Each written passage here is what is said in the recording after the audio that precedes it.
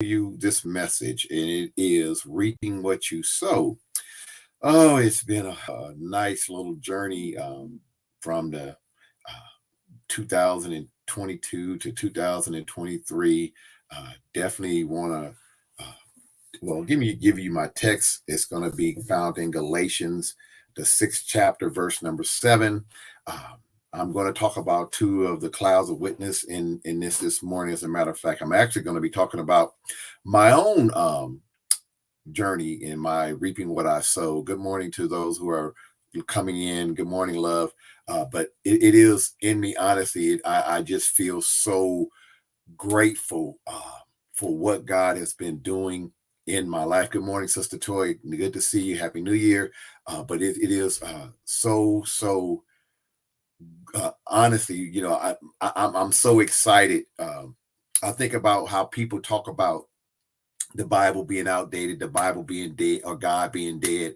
And honestly, right now, living witness, that is so far from the truth. Um, like I said, when we put into play or we apply what it is that God is telling us to do, you will seriously see God working in your life. For our group, God's Way Apostolic Group, I've been posting songs, songs on our page, because the music ministry actually is an important part of ministry. And I do want to thank our Sister Janet Gunther, for starting posting music, and it just kind of inspired me to want to post more songs on our page. But that music ministry is important. We get the word. You're supposed to meditate on the word. When you get that music, it's just like the music. If you were not in church, the music we listened to back in the day, that's my song. You know how that song actually strikes a chord inside your body, and it makes you fall in love with that song. And then you got that lyrics going on inside of you, and you start mimicking or wanting to sing those lyrics to someone you love, or it makes you feel that you can do certain things. Music. Good morning, Brother Kevin. But that music ministry is so important in our walk with God, and that's why I've been posting music on our page. Like I said, once again, I want to thank Sister Janice Gunther for inspiring me to do that. But you need to listen to the songs. You need to listen to the words. You need to meditate on the words, and you can find it working in your spirit. I know for a fact, Brother Kevin in his price had talked about, Brother Kevin in his prayer was talking about spiritual exercising. And that is a part, the music ministry, the meditating is a part of spiritual exercising. It does strengthen you to wanting to become more like Christ. It wants you to become more like God. You start to feel, like I said, just like you feel it when you were listening to the secular music. And I am not gonna lie, I listen to secular music all the time along with my gospel. And if I hear a good love song, yes, I want to sing that love song, or it makes me feel a certain kind of way. And like I said, it's the same thing with the gospel. And we really do want to have that flowing inside of our bodies. I do want to talk about this event that happened. I'm actually going to call out prayer early. So if you own and you want some prayer from me, because the reason why, because it's fresh in my mind, and that's why I'm doing it. I don't want to forget later on. But telling my story, like I said, when I'm back on the road, my truck has been in the shop since December 2nd, 2022. Truck was in the shop, not working, of course, not making any money or anything of the sort. Didn't get my truck back to January the 5th, went out on my first load. It actually brought me from Georgia to Mississippi, from Mississippi here to California with stops in Arizona. But I thank God through that whole period of time. Matter of fact, we end up going to Pennsylvania, Philadelphia. I probably mentioned it before. We went to Philadelphia to celebrate Christmas with my baby, or my family, in a sense. It's been a long time for me, guys. I've been driving over in that truck over a year and a half almost. I've been basically in my truck. But when God put that truck down, I got a chance to get out the truck. I got a chance to study. I was in our home in Georgia, just relaxing, feeling me. I was feeling like me. I was starting to feel better. Then we went to Pennsylvania. Like I said, we got a chance to have Christmas with everybody, but except my son. But it was wonderful. I got a chance to spend time with my family. They don't get a chance to see me that much, especially my wife. But it was great. So the day before, uh, my wife and myself getting ready to leave, I get a call from my neighbor telling me that water was gushing all out the back of my home, and it was crazy. But I thank God. Oh, I thank God for him because he cared enough to go find out why he heard this watering sound. And thank you, Sister Toy. Um, but heard this water just gushing out, and but anyway, so he told me about it. He turned the water off on our home, but our house is, as they call, a major loss right now, right? And I mean, you know, oh gosh, it was just water. We got, we consider it three stories because we got our main floor. I mean, our main floor, we got the upper floor, but we also have a basement. And the water started from the top floor in the master bathroom and made its way all the way down to the basement. I mean, it was just very crazy. But anyway, that's just one of the things that happened while I was off. But that's a part of why I'm talking about reaping what you sowing. On my way from Mississippi to Arizona, as I got into Arizona, just out of the Casa Grande area, Brother Price knows where that is. It's on Interstate 10 heading west for me from Mississippi. I saw this like two or three trucks on the side of the road on the opposite side of the freeway. And I'm looking at this, I'm like, wow, what happened here? Right. This was like a little accident. One of the trucks actually looked like it had been burnt, but it was an accident on the side of the road. And I'm just shaking my head, right? Y'all know how I talk about be careful how you drive out there on the road. Definitely be careful how you drive around the trucks. But anyway, so we kept in my direction. This was on the eastbound side. I'm going on the westbound side. And I'm driving, and all of a sudden I see another three or four trucks, and they definitely were burnt up. And I'm praying, honestly, I'm praying because I always want people to be, that God blesses them to make it up out these accidents. It had the whole freeway shut down. They had a helicopter up in the sky. And this is, found out I was about,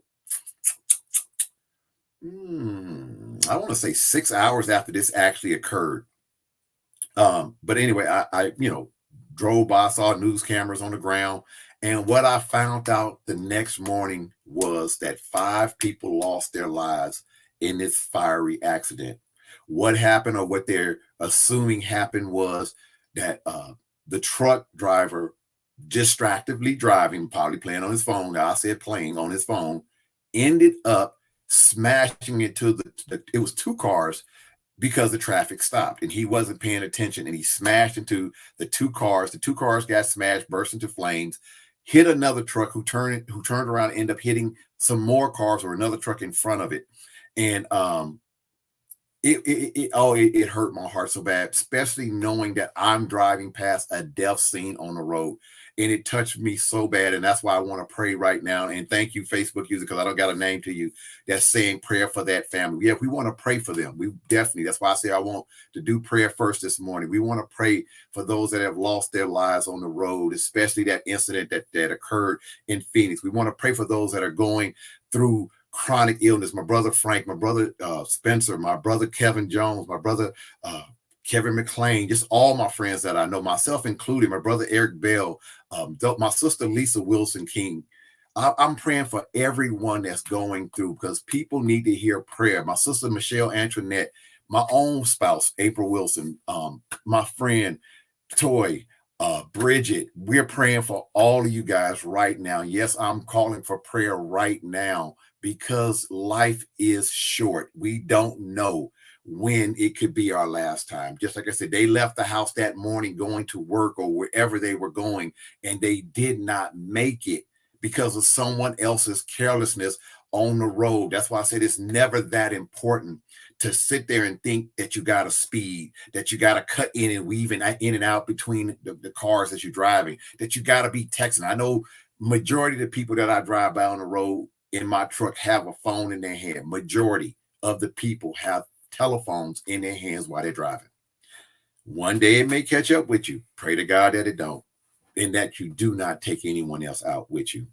But yes, we want to send prayers up for all those dealing with bereavement, dealing with loneliness, dealing with any mental illness along with physical illnesses, those that are dealing with financial issues, those that are dealing with homelessness issues, those that are dealing with loneliness. Yes, I'm praying first on this one, guys.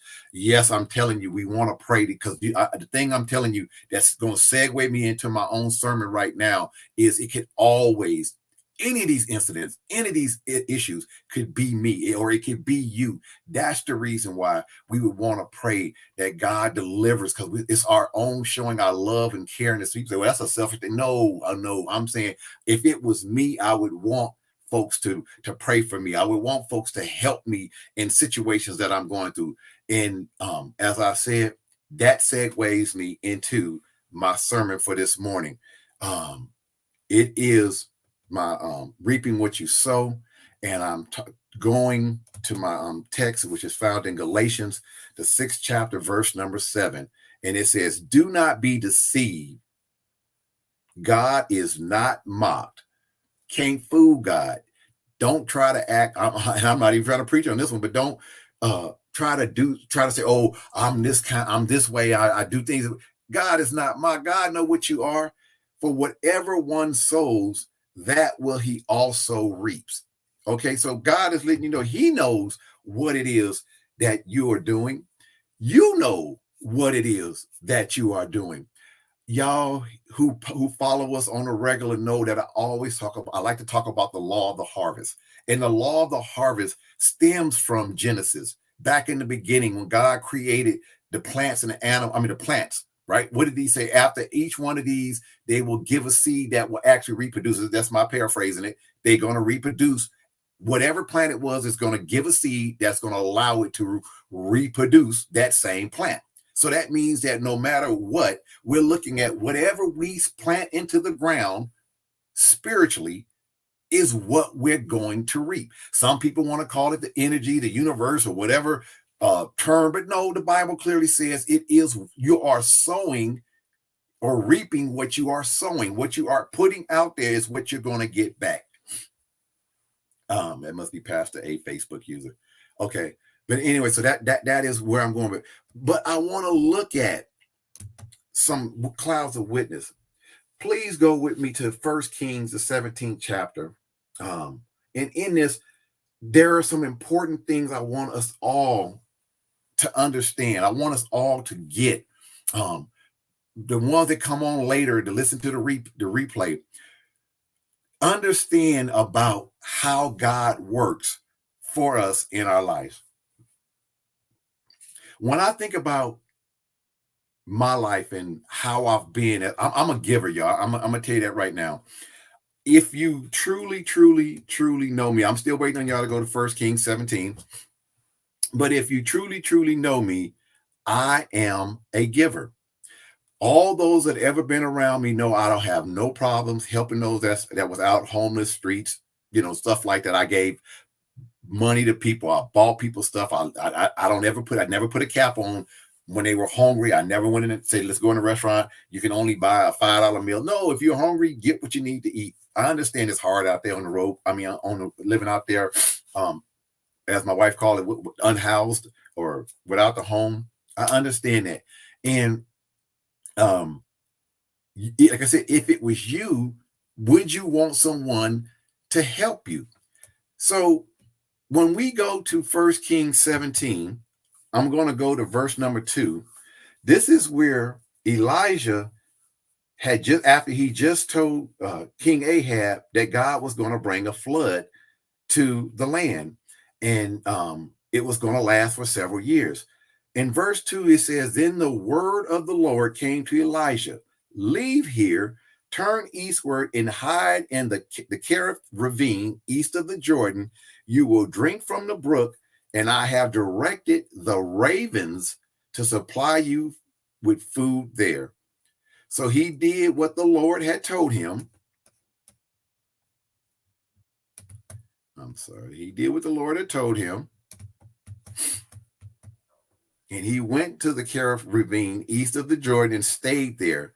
The ravens brought him bread and meat in the morning and bread and meat in the evening, and he drank from the brook. So why are you talking about this? Why are you saying this understanding culture. One of the things that I smile about is our culture. Culture is supposed to be your identification, things that let people know who you are or where'd you come from, your ancestries and stuff like that. And Elijah is a Jew. He's an Israelite, right? And God had given them the law back in Leviticus and Deuteronomy, and he told them what they can do, what they can eat, what they shouldn't be doing, and what they shouldn't be eating. And one of the things that was so important was about dealing with things that are considered unclean. If a woman was on, I like to say, the way of the woman, y'all know what you're talking about, grandma, whatever term that you ladies give her, or whatever you want to call it, your time of the month. The man could not be with her, sleep with her, anything like that, because she was considered unclean. She was bleeding, right?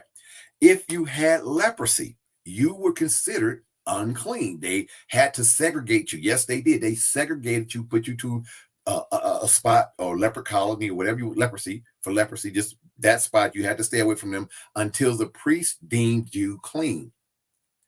The raven is a scavenger animal. It's unclean. But yet, God used the raven to feed one of his own. He used an unclean vessel to feed his children, right? Why is this? As I talked a little bit earlier with Pastor A, and I think about when we are looking for help. Now, I want us, honestly, let's go to a time in our lives when things were tough, rough. We didn't know where our next meal was coming from. We didn't know where our next dime was coming from. We didn't know if we were going to have a place to stay or where we were going to lay our heads, right? Go to that place, that time. And who are the people that we look for to help us first? Our family members, our family and our friends. We get so wanting them to be that way maker for us. We want them to help. We say, God, I hope they can help me in this situation, right? And not saying that most of the time they don't, or some of the time they don't, whatever, but we don't know for a fact that it's not going to be 100% of the time that they're going to make a way for us. What do we do then? Then we give up hope, because we start saying, well, if they can't help me, I don't know what else I can do. Right? We sit there and we start to wonder. Now we've given up hope. We're losing faith in everything else because we are feeling abandoned, right? So God is showing us in just that little passage, he has a way of making a way out of no way for us. Because even though in this case, in Elijah's case, the whole land was going through a famine. He couldn't rely on his family and his friends. They didn't have anything to give themselves. But God gave him what he needed in the unconventional way of our own thinking. That's why we don't lean on our own understanding. Because think about it, y'all. I want you truly, truly know, no passing over. No passing over. I want you to think about it. You're in a situation none of your friends and family members can help. All of a sudden, a dirty, homeless, unhoused, whatever term you use in person, comes up to you and offer you a meal that he's cooked in the dirt with the can and the fire that he probably put together. How do you feel? Do you receive that meal because he's dirty and he doesn't have a place to stay? And I told my wife, we're so spoiled when we look at things now with the running water, the electricity, the four walls and stuff. See, even in the Bible, they didn't have all that, but yet they were still blessed, still moving on. But we got all that. So we will look down, some of us, on someone like the raven, but now I'm using raven as a human, a homeless person, right? That came to you with a meal, even though you're starving. Some of us would clearly just look down on that person and say, oh, I'm not eating that. They don't wash. They're not cleaning their hands. I don't know what they did to that meal, but yet you're going to starve. And our own pride will actually cause us to miss out. Because Elijah was a man of God and he was obedient, God was providing for him. I'm telling you, it may not always be the way we want God to provide for us, but God was providing for him. That's one of the points that I'm making with Elijah in reaping what you sow. God was rewarding him for the seeds that he planted. Now, when nature, the aspect of sitting by the brook, drinking water out the brook, dried up, God sent him to the widow of Zarephath, and her obedience, in his obedience, blessed them to make it through the famine. The next person I want to talk about real quick before I get into my own story is Nehemiah, found in the book of Nehemiah. And I'm actually just going to go to chapter 2 and just give just a little bit. Now, understand this. Nehemiah was born into captivity. He's an Israelite, a child of Israel. He was born into captivity.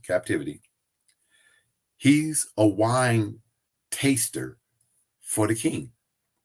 And in our existence, our journey, every job we get, matter of fact, I'll probably say majority of the jobs that we have are not Christian-based ownerships. You know, we don't have a job where they're truly Christian, faithful people that are striving to do God's will. And yet, you know, they're paying us. The Bible talks about the riches of the unsaved or the sinner. I'm truly saying it my way, is for the righteous, though. The wealth of the sinners is for the righteous. And yet we sit there and we don't really understand that. But Nehemiah, in this little section here, I hope we can hit that right on the head. But anyway, he was a wine steward. His job was to taste the wine for the king. Pastor Paul Shepherd said he was like Secret Service. You know, he was basically giving his life up for the king. And so he had heard about after the Israelites were being in captivity, and some of them were trying to go back to Jerusalem because Jerusalem was in a mess. They wanted to rebuild the wall. Now, anybody that knows anything about a project of rebuilding, remodeling, or anything else of that sort, understand it's going to cost money. You need resources to get something rebuilt.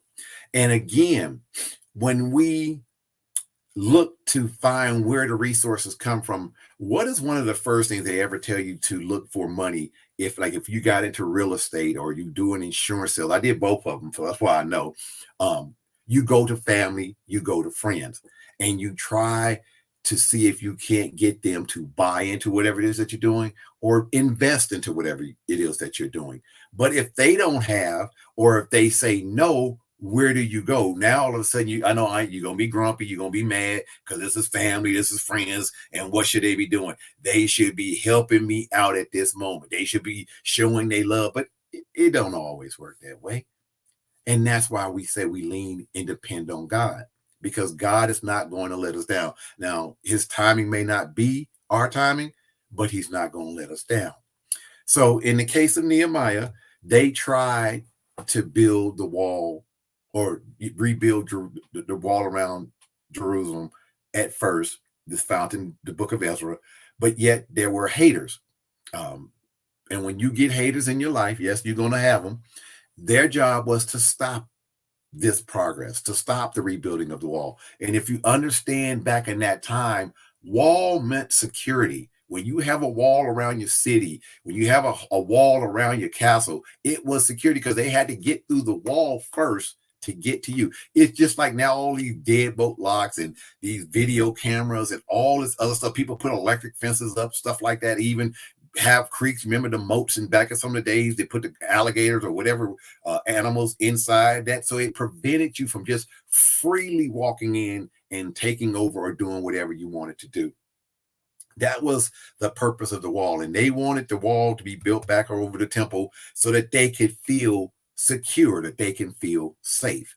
But the haters said no, no, and they wrote to the king Artaxerxes.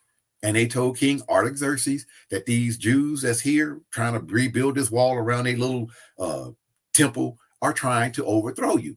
That's all they're doing. They're not doing this for your good, king. They're doing this for your detriment. They're doing it to take over for you. And think about it in your own journey, in your own life, when people come up and all of a sudden you just want to pray, you just want to help someone in the spirit, and all of a sudden people say you going through here doing all this detriment, you're against this here, you're against that there, when all you're trying to do is show the love of Christ. That's all you're trying to do. You're not trying to get involved with nobody else's mess. No, we're just trying to show the love of Christ. But because the haters, the ones that's working for the enemy, Satan, say it, working for Satan, are doing their job, and their job is to prevent you. But anyway, that's what they did before. So after Nehemiah, back in chapter 1, inquired about what was going on with the people, and he felt really, really touched in his heart because the castle or the kingdom of God's temple was not being cared for. And it made him feel bad. So he wept, he was in depression, he cried, he prayed, and that's something else. I am in the 21-day fasting, Pastor. I know she asked, I'm not sure because we didn't talk about that. But anyway, I'm in a 21-day fast, and it was my sister Michelle Antoinette who actually invited me to do it. And it made me reflect. And that's one of the things that I'm going to talk about in my story. But it made me reflect. And I'm saying now, this is the same thing. When you start to fast and you start to pray, and like I said, when you even involve God's word in that music ministry, real songs that penetrate your heart, your soul, your spirit, you are going to feel different. You're going to start to feel your spirit move inside of you to a point where you know that you're not where you should be, or prayerfully, you're not where you used to be. Pastor used to have me laughing when she talked about that with somebody's testimony all the time. I'm not where I was or used to be. I'm not where I want to be, but I'm not where I used to be either. Okay. She said, but eventually you should be getting to where you need to be. And that is so true. But anyway, and that what Nehemiah was doing, because he knew there was a big task that was before him. So now let's go up to chapter 2 of Nehemiah. And Nehemiah says, in the month of Nisan, in the 12th year of the king of Artaxerxes, when the wine was brought for him, I took the wine and gave it to the king. I had not been sad in his presence before. So the king asked me, why does your face look so sad when you're not ill? This can be nothing but sadness of the heart. I was very much afraid, but I said to the king, may the king live forever. Why should my face not look sad when the city where my ancestors are buried lies in ruins and its gates have been destroyed by fire? Okay. God put a mission or task or assignment in his heart. God is telling him, there is something that I need you to do. And you got to think about when God is telling you, what is it that he needs you to do? Now, during this time, Nehemiah has been what? The wine steward for the king. He has developed a relationship with the king, and the king does what? He trusts Nehemiah because he knows Nehemiah is doing what? Putting his life on the line. Every time he drinks or eat, Nehemiah is there to put his life on the line for him, right? He built a relationship. He established trust. I'm going to throw this little nugget in as I continue, but when we go to our places of work or study or wherever the case that we're going, what kind of relationships are we building with those that are not following our God? Are we shutting the door on them? Are we treating them ill? We act like that we don't want anything to do with them, not understanding that God uses people, whether they believe in him or not. God uses people. And so Nehemiah has truly established this relationship. He has truly built trust with this king. And this is the king that had made the children of Israel, stop rebuilding the wall back in the book of Nehemiah in the Bible. He's already told them, y'all not building that wall no more. Stop. But now Nehemiah is coming. Now, remember, I'm talking about this whole thing is reaping what you sow. Nehemiah has been planting seeds this whole period of time he's been working for King Artaxerxes. And he gets to this point, and the king says in verse 4, Nehemiah 2, verse 4, the king says to me, what is it you want? Then I prayed to the God of heaven. I love when Pastor Paul talks about that. He goes into how some people feel you can only pray one way, dropping down to your knees and getting into that prayer. I can't do it, y'all. But it's funny to me. But anyway, and he said, I prayed to the God of heaven, verse 5, and I answered the king, if it pleases the king, and if your servant has found favor in his sight, let him send me to the city in Judah where my ancestors are buried so that I can rebuild it. Then the king with the queen sitting beside him asked me, how long will your journey take and when will you get back? It pleased the king to send me. So I set a time. He was rewarded. He was rewarded for all the seeds that he had planted in all those years that he was doing his job. Just because they may not be in the same church family, same city, same block, whatever, doesn't mean that God will not use them for your benefit. But we must understand that if we are planning distrust, we are planning hatred and everything else, when that time comes, that is what's going to be up. And that is what we're going to reap, because we have not shown love or commitment in that case. And I could continue going on, and I'm just going to say it like this. What he ended up doing was giving Nehemiah everything. Now, we're talking about a pagan king building a religious or a belief, the Judaism, but he's building a wall for people that don't even recognize him as a god, because that's what they felt they were back then, gods. But they were not gods in his case. He was a vessel that God used to get his job done or his will done, right? He was not a child of Israel. He was a pagan king. So now here's my personal little thing about what I just said. When people in today's society fight so hard talking about what is your belief system, when they're talking politics and stuff like that, that stuff doesn't faze me or bother me in the least bit. Why? Because I got the Bible. And the Bible clearly just stated that we got a pagan king doing the will of God to get God's kingdom rebuilt. So God uses any and everyone. Like you hear people always telling you, God is still in control. It doesn't matter who or what has transpired. God is still in control. And that clearly states that God is still in control.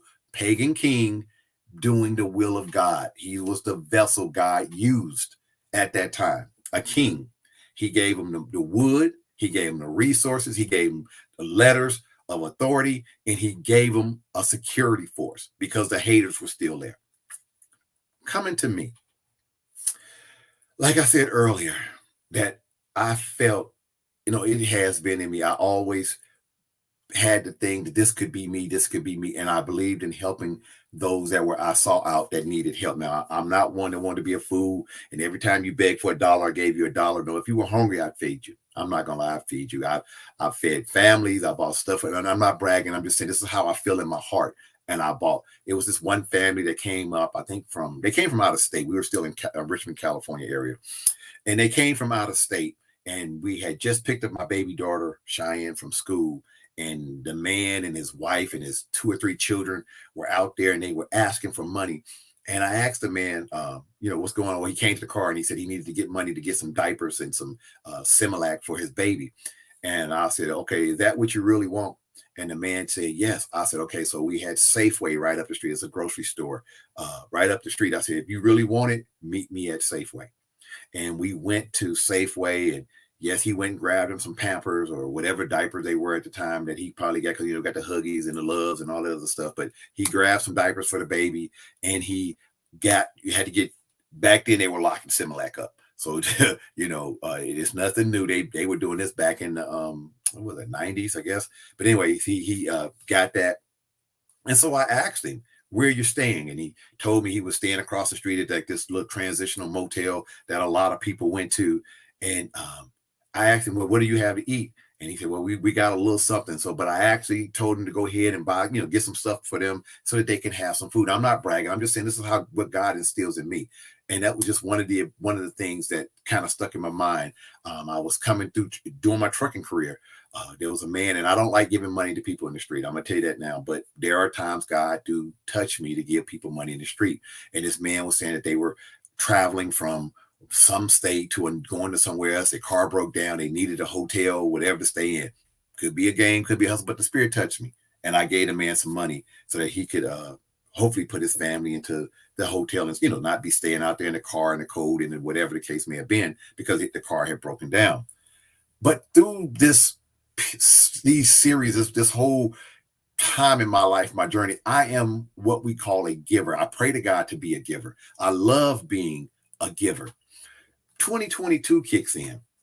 I want to start with my cousin Nikki. My cousin Nikki and her husband Don. Nikki didn't. I know she probably knew it was my birthday because it was the Facebook thingy, but she actually, because she wanted to take me out for my birthday, and I was feeling, normally I'm around family when my birthday kicks in, but this year I wasn't. I was actually on the road, and it made me feel good because they took me out. And not only did she take me out to dinner, but when she came to meet me to take me out to dinner, she brought me, several days worth of food, home cooked food. Oh my goodness, y'all just don't understand. I was so, so, so, so, so touched. I wasn't expecting it, but it was the beginning for me to realizing that God was now blessing me. And I want y'all to understand something, reaping what you sow. Now, remember, if you missed me a few minutes ago, whatever the case may be, I said I'm a giver and I do believe in helping others. I always do it to the extent that I can. I mean, even if it gets to the point where I don't have anything, I will help other folks. But that I can't go above that. If I don't have it, I don't have it. But now in 2022, God is starting to give me back what I've been doing. He's starting to bless me. And I told Pastor, hey, not then, but just maybe part of last month up into now, that I didn't know how to receive it. Honest to God, I didn't. I didn't know how to receive the blessing. I was feeling some kind of way. I actually teased. I don't know how many people saw Major Pain, but when the young man after Major Pain supposedly got rid of the bad racist man in the closet, he shot him up, and the young man hugged him. And Major Pain, played by Damian Wayans, all of a sudden started squirming, and he got this crazy look on his face, and he put the boy in a little Nelson and told him he'd snap his neck and asked the boy, what's his angle? And Karen Parsons' character told him she was just trying to show you some love. And Damian Wayans or Major Pain sit there and say, oh, I don't like that. It makes me feel all funny inside. Well, honestly, that's what it makes me feel like receiving. It really does. It makes me feel some kind of way inside because I'm not used to really receiving. I'm not saying that people don't give me stuff. I'm not saying that. I'm just saying when I'm in a position, just like the case of Elijah, when things have gotten rough, in the case of Nehemiah, when you're needing things, I haven't even touched that part yet, but still, I'm not used to people giving to me. I'm used to giving to other people. So I'm being honest. I feel some funny kind of way inside. And in our conversation, Pastor and myself, we were talking about me, or she actually talking about understanding about receiving a blessing from God. In my mind, thinking about receiving a blessing from God, what was a blessing? I'm talking about myself. What was a blessing supposed to be? God was using people. God actually even used animals.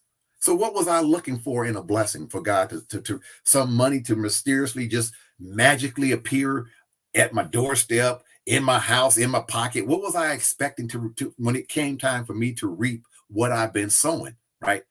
God was doing what he always does. He uses others. So like I said, it started with my cousin Nikki and her husband Don, and they took me to a wonderful restaurant in Florida, Clearwater, Florida. As a matter of fact, I enjoyed it. It was a wonderful time. Like I said, I didn't realize it was the start of me receiving blessings. So even though I couldn't go home like I wanted to, or wasn't with my wife as much as I wanted to, whatever the case would be, I'm still out here driving, and I was still out here giving when times called for it.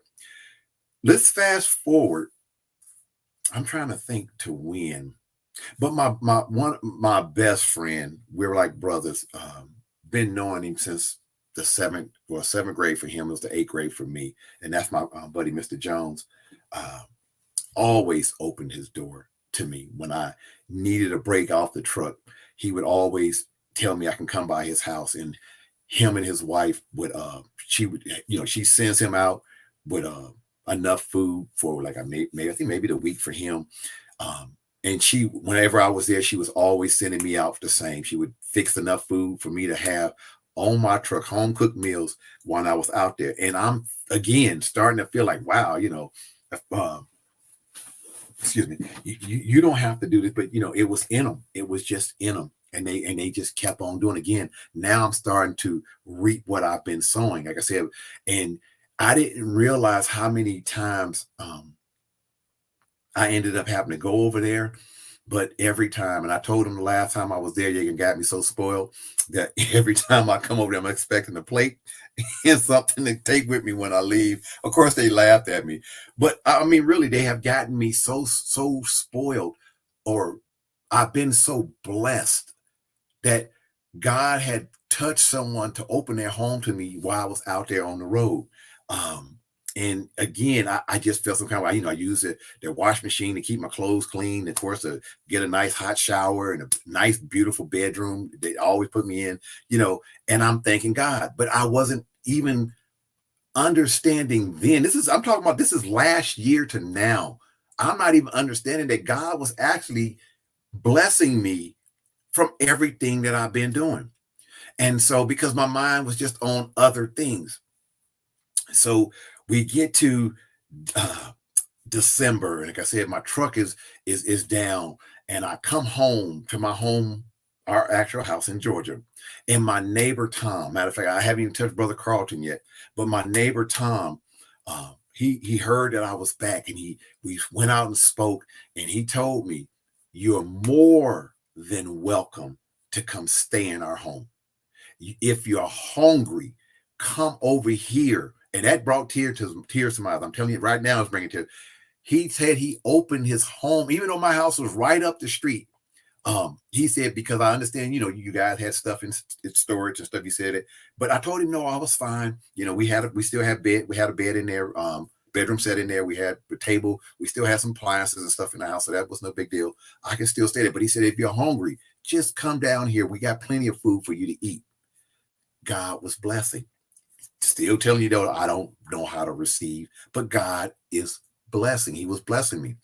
And so, Brother Carlton, we want to pray. I forgot to call his name out and pray because Brother Carlton was going through. We definitely are praying for my Brother Carlton, but he has been, oh, truly, truly super, super helpful. If I needed a ride from the airport, he came and got me. I was out in a city called Carnesville. It's like 60 miles away from my home. He came and picked me up. He would take me wherever I want to go. He's offered me food to eat, tell me, and I felt bad because I want to pay him. And he said, "No, Pastor Rob, you don't have to pay me. No, I'm not doing this for you to pay me or anything else of the sort." He just did it. And he would come into our home and check our home out for us and stuff like that. When I was out on the road, making sure everything was everything. Again, God was blessing me for all of the things that I've been doing in my life. I'm starting to receive my harvest. And whew, Lord, but it just so touching when you start to see or realize what God is doing for you, because there are times when people could just flat out say no, and no one can open a door to you. No one can care that it was your birthday. No one can get there and care that you don't have a meal to eat, and you're out there searching in the garbage cans and asking for alms, as the Bible called, or asking for money out there in the street. And even though you're not homeless in that sense, or maybe you may still have a little job, like I still have a job or my business really, but you can't make any revenue because a piece of equipment is broken. And then you out here begging, trying to figure out where is your next meal coming from. I could have been in that situation, but God said no. God said, no, I'm going to take care of you. Why? Because you have been faithful. You have been obedient. There are times I tell people, y'all don't realize we refuse not to preach. I know there's sometimes we have not did live preaching, but we refuse not to preach. There were times Pastor A and myself would create messages like we're going to preach to the whole whatever stadium that it's going to be in. 100 people, 10 people, I don't give a who what it is. And the only person that be there would be Pastor A and myself. We would still preach a sermon like we had a room full of people. Why? Because God called us to preach and teach his word. And it's not on us to sit there and say we're not going to do it. Now, there are times we do need a break. I will throw that in there. But we do have, there are a lot of sermons that we have recorded. There's a lot of sermons we have recorded that's lost when my truck caught on fire, that we could always play that you guys have never heard before. But it is in us, and it's our desire to continue to always preach. We're continually doing what we feel God has called us to do, not just to preach and teach, but we want it to be the truth of his word, not our own feelings, not our own traditions. We want it to be the truth of his word. I'm going to move up to Nehemiah and the fact of rebuilding. Now, I mentioned about our house being destroyed by the water, and it is very it was very disappointing to hear. But the one thing I did definitely get out of this is we're going to get our house rebuilt. That means our house is going to come back new. So it was a bittersweet deal. I hate it. Honest to God, I do. But the fact that God is going to rebuild our house, we're going to get a lot of different things in our home now. The way because we don't like the idea that the water destroyed the floor. Of course, you got carpet in there, and the water gets in the carpet. I don't care how much you try to clean it. People who do carpet cleaning will tell you most of the stuff sinks down to the bottom. And no matter how, when you're vacuuming stuff like that, that's why you try to sell that Kirby vacuum cleaner. They're supposed to get all that dirt that's hanging out at the bottom out. It's going to stink, and it's going to be, eventually it's going to mold and all this case like that. But we're going to get it rebuilt. It's going to be nice. Lord says the same. And God has blessed us to even get that, our so-called home temple, rebuilt. Why? Through our faithfulness and our obedience to him to do his will in our lives, to do his will, to speak to all of those that's listening to us right now, those that will listen to us hopefully in the future. But it is in us to be obedient. So now, when I think about that, and I want you to understand this, is when God is calling you to do something, he's giving you an assignment. And your assignment could be just as simple as showing your loved ones that you have changed, showing your loved ones that you really believe that Jesus died for your sins and that you are committed and willing to be obedient to his will in your life. That may be your assignment. Are you doing it? Are you being faithful enough to fulfill his calling in your life so that when it's time to be blessed, you will be blessed?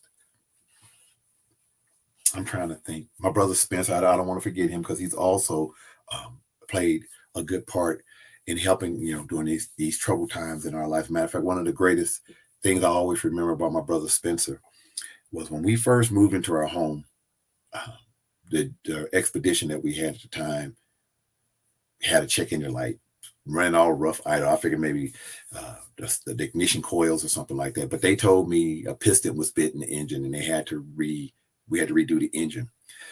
And so Spencer barely even knew us at the time, but Spencer offered us one of his cars to use until the expedition came back. And that's how we became real great friends back because of that. And we would always be there helping one another. God had always placed people in our life. I'm talking about mine, my family, my world, to help us, even if we never knew it at that moment. And it's the same thing going on in your life. The question is, how did you treat them? Wow, my time has went by. But how did you treat them? Did you dismiss them and kick them to the curb, or deuce them? Deuces. Y'all know that thing. Did you do that to them, or did you open your heart and your spirit and your mind to them. And even though they may not have been following your ministry or a part of your church family or don't believe the same way you believe, did you mistreat them or did you show them the love of Christ so that when it was time that you need someone, like in our case or my case now, that they still be there for you? See, because that's what's so important right now, is to understand again that God blessing doesn't come the way we want them to come, because God is going to use whatever vessel he sees need that meets the need right then and there. Because remember, for Elijah, the need was met through who? Ravens. God sent ravens to feed Elijah, a nasty scavenger bird, to give him what he needed.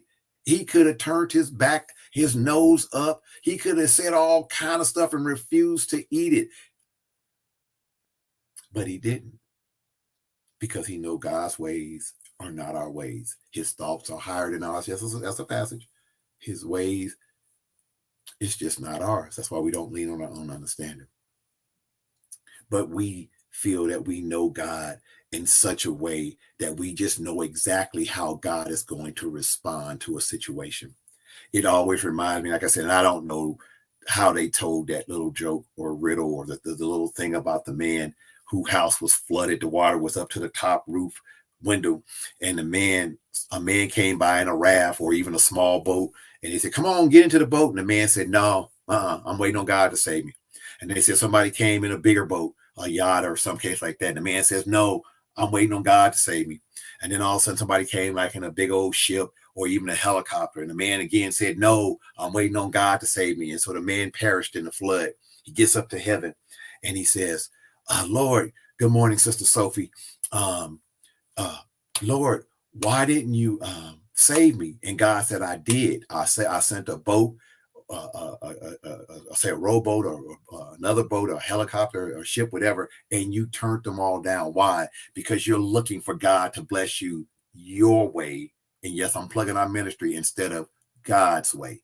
Okay, that's where the problem comes in at, and that's why I'm emphasizing, as God has truly been blessing me through this whole year 2022 and into 2023.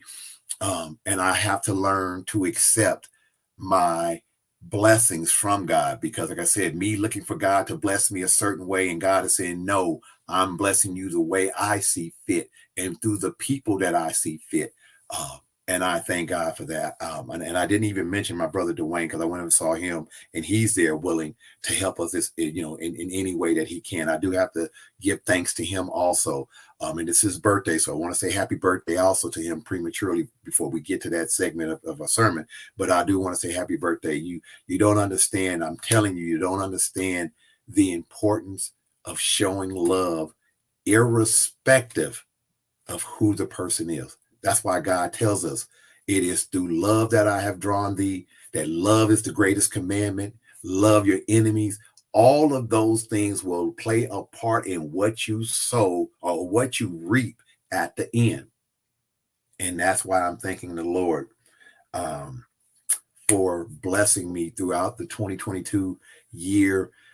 It's been very tumultuous to me. It's been one of the craziest years I've had. I thank the Lord that I have not gotten sick at all of all this time I've been out on the road. I thank him. I thank him tremendously for keeping me healthy. When I've been out there traveling, even on the airplanes and stuff, he's kept me healthy. I'm thanking him. I appreciate him. I appreciate all of you guys who are watching us right now. All of our regular ones who watches us, keep us encouraged. Y'all don't understand. Even though we preach, we like to know that we have reached someone. I tell my wife all the time that I don't care if we don't get 10,000 views and stuff like that. All I care if one person can say, "Pastor, that message reached me. That message touched me." That's all. Because heaven rejoices when one person comes back into the Lord, into fold. Heaven is rejoicing. I call it heaven is having a party. So if heaven's standard is only one, I'm happy with one. If we can get one person saying, "No," reflecting, get that part in. Reflecting is what I say God has touched me with in the fasting that I've been a part of. I've had a chance to look back over my life. I call it's reflecting as a measuring tool. I've looked back over my life and I looked at how I was back as a young man, back in the 80s, in the 90s, in the early 2000s, the type of person that I was back then and the man that I've become now, my temperament, my mindset, the things that I've desired, the things that I'm letting bother me. And I was attacked. I got to throw this in here real quick. I was attacked. Brother Carlton was with me on one of the attacks, but the first one, I was parking my truck. The devil's mad, y'all. I'm telling you, he's mad because I'm feeling what God is doing in my life. And there was a guy, I was filling out this form for parking, and the guy just came and he reached around me. And I looked, I honestly, I don't like people reaching around me at all. And so I said, you know what? Let me move from where I am because I don't like people up on me. So the guy got the snippet and said, I don't like people up on me either.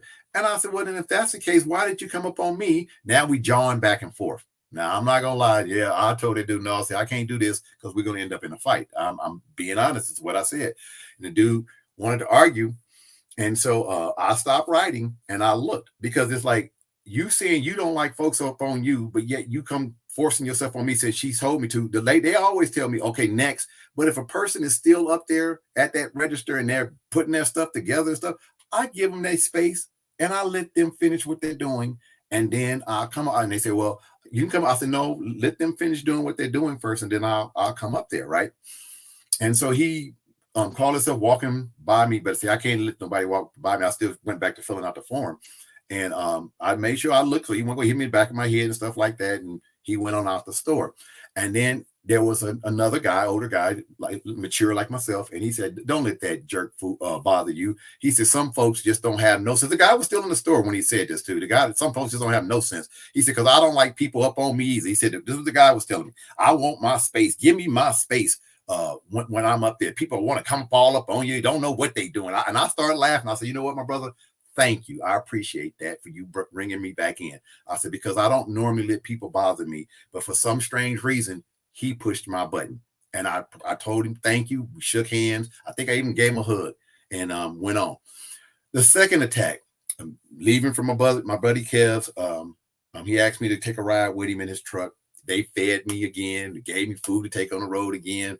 I'm smiling again. But anyway, so he wanted to take me back so I can get to my truck. But Brother Carlton sat there and said he would meet me. He was coming from picking up some parts for his vehicle, and he got me. He picked me up himself.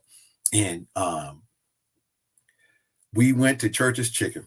The lady was talking about she couldn't did a mobile order. She couldn't refund the money. That's what she kept saying. They couldn't refund the money because they didn't have the order, the food. And so we both was trying to ask, could they just give me something different? But the lady didn't want to listen to us. And Carlton was speaking and she didn't want to listen. She just kept saying, we can't refund the money. We can't refund the money. I mean, she was nasty. She really was. I can't refund the money. I said, excuse me, ma'am. I said, can you at least listen to what he's trying to say first before you just keep saying what you're saying? I said, because you're not even listening to what he's trying to say. You're already so set in your mind that you just want to say no, that you're not even going to try to help us, right? So she gets mad. Oh, she gets nasty and whatever. Carlton couldn't get it what he wanted out. And she told us she wasn't going to take our order and we had to leave. I said, oh, no, we're not leaving. She's, oh, yes, you are. We're call the police, whatever. I said, you the manager? She said, yeah. I said, okay, then that's fine. Give me your district manager name and number or someone who's over you because I know you got a boss. So she went to the back and she found some other man. And she just let us know no matter what he says, she's not doing it, right? Bad attitude. Right. So the man explained to me what we needed to do. He actually gave us some food free. And we end up leaving. The thing on that one, I just had to shake my head, right? I went back to the car because I said, matter of fact, I told him we couldn't even talk in the store because the lady, instead of focusing on the customers that was in front of us, she still wanted her focus to be on me or us. And Carlton was saying, why were you kicking me out the store if you seen, I'm talking about me, was being rude to her when all I said was you weren't listening. He said, but what does that have to do with me? Right? Because we were, he was guilty by association.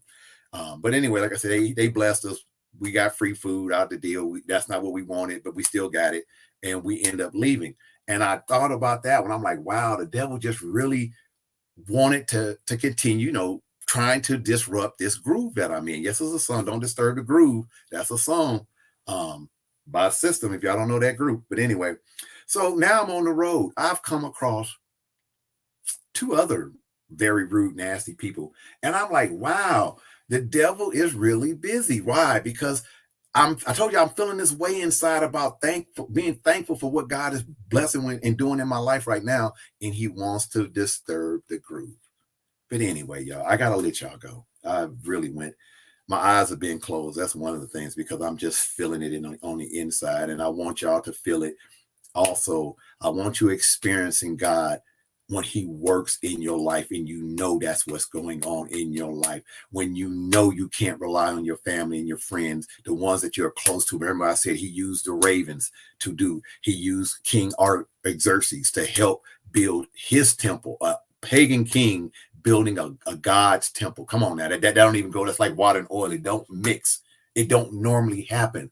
But when God is in your life, when God is working on your behalf, it doesn't matter what vessel it's being used. The bottom line is to accept it when God is working in your life, because we want things to be our way and not understanding it has to be plug number 2, God's way. Everyone have a blessed, wonderful Sunday. Stay safe out there, people. Understand, I keep stressing, please talk to your loved ones. It's not that important. Put the phone down when you're driving. Like I said earlier, 5 people I drove right past that lost their lives Thursday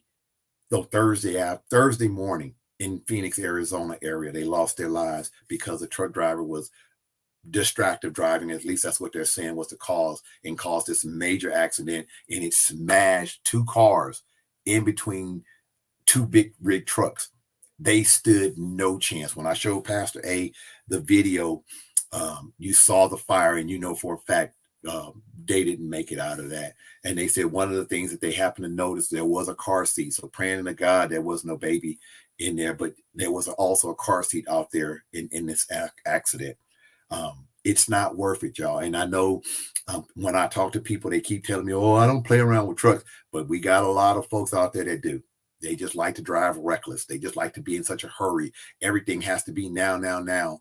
And when I'm out there, the thing that comes to my mind is back in the book of Genesis when Noah was building the ark, and God said people did what they felt was right in their own hearts. Evil is what he was talking about. And the way that I see how people are now, we were in the store and people would run you over in the store. They're not even in the car. They walking with the cars or walking by them. So they will run you flat down if you don't get out their way fast enough. Evil. And we need to show love, even to the evil. We need to show that God is still in control, even in these dark and evil times. We need to continue to pray that God will touch at least their heart to understand that this world is not just for them, but for all of us that exist in this planet, on this planet.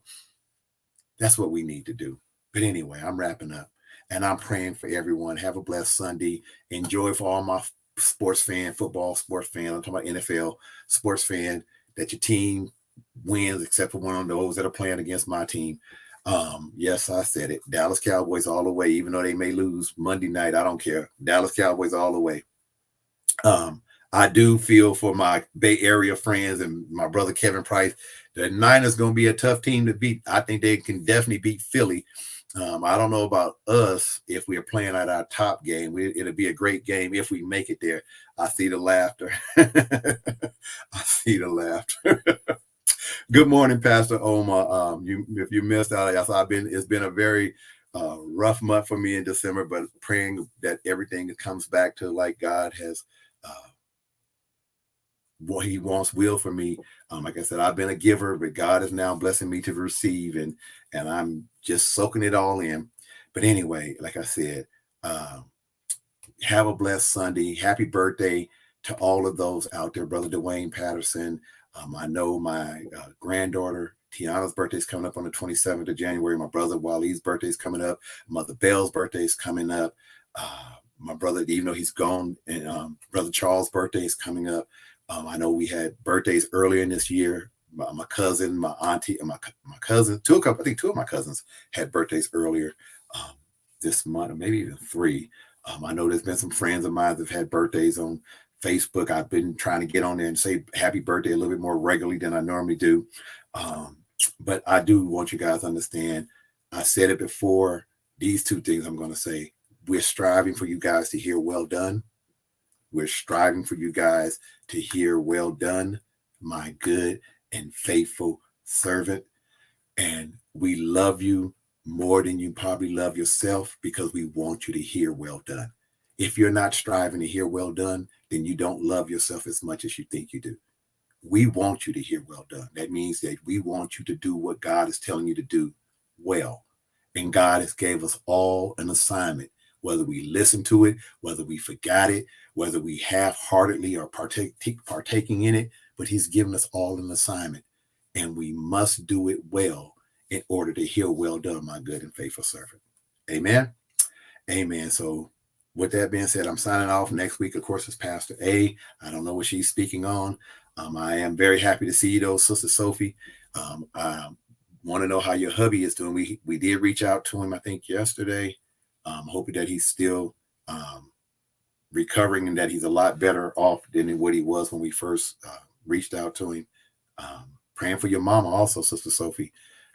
And her, what she's going through. We pray for, matter of fact, Miss Adele. We don't mention her enough. That was one of my other neighbors.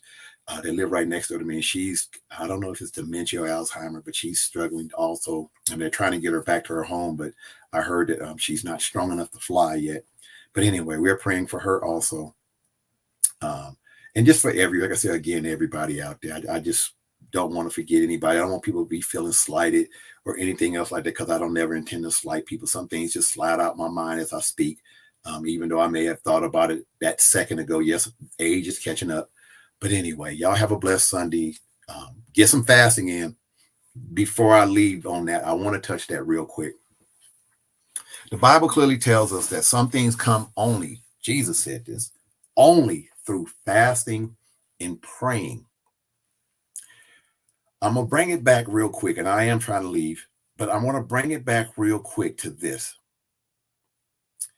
When we got to the new year, people make it a New Year ritual to make New Year resolutions, things that they want to change about this coming year that they felt that they should have done better the year before. And most of the time it's healthy eating, more exercises and stuff like that. And when we go to healthy eating and exercise, it's supposedly what to help produce a healthier body. Fasting and praying also works the same way. Stronger spirit, because you're denying the flesh its desires. It's strengthening your spirit. This is a time that you spend with meditating on God. I'm reading Kingdom Man Rises. Thank Mama Dina. That's my son's, Cheyenne's husband. Mother bought me the leadership kit for that.